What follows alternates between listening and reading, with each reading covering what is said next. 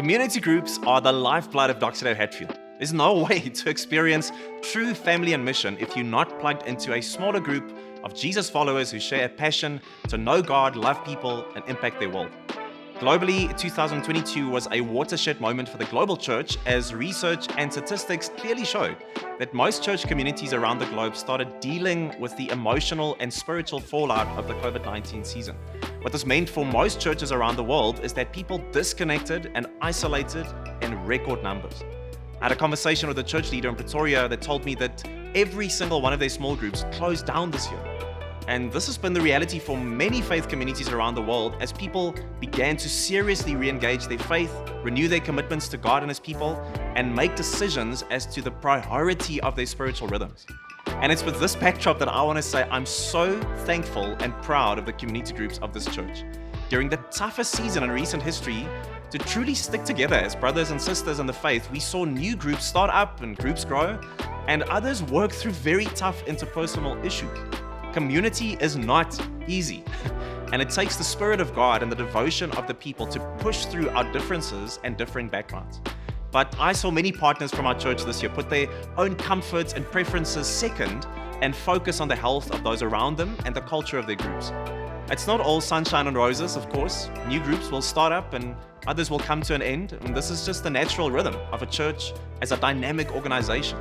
But I have seen the value of community groups go even deeper this year. And whether it was the meals just being taken to partners who were sick and struggling or tired, or whether it was financial help offered to partners who were facing tough times, whether it was challenging and life-giving discussions from the Bible on a weekly basis, leading us to follow Jesus more passionately, whether it was weekly prayer and interpersonal ministry, whether it was new friendships that were formed and people getting into one another's homes that would never otherwise connect with each other, whether it was socializing, getting coffee, braaiing, going on hikes or camping together, whether it was just a shoulder to cry on or joyous celebrations and breakthroughs to celebrate, community remains Jesus' plan to bring the kingdom to earth, and we are only going to go after it harder in 2023. We will never reach the fullness of what a community group could be, but each of us will be giving our devotion to it in the year to come.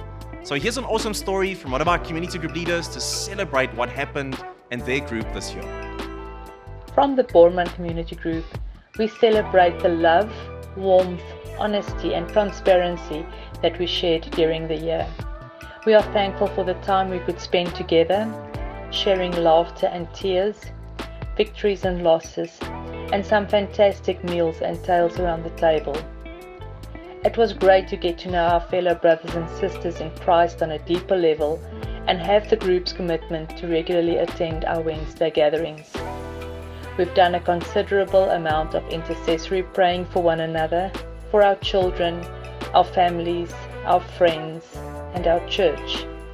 And with grateful hearts, we've had many breakthroughs and answered prayers. We look forward to be walking side by side with Jesus loving and believing folks in the season to come.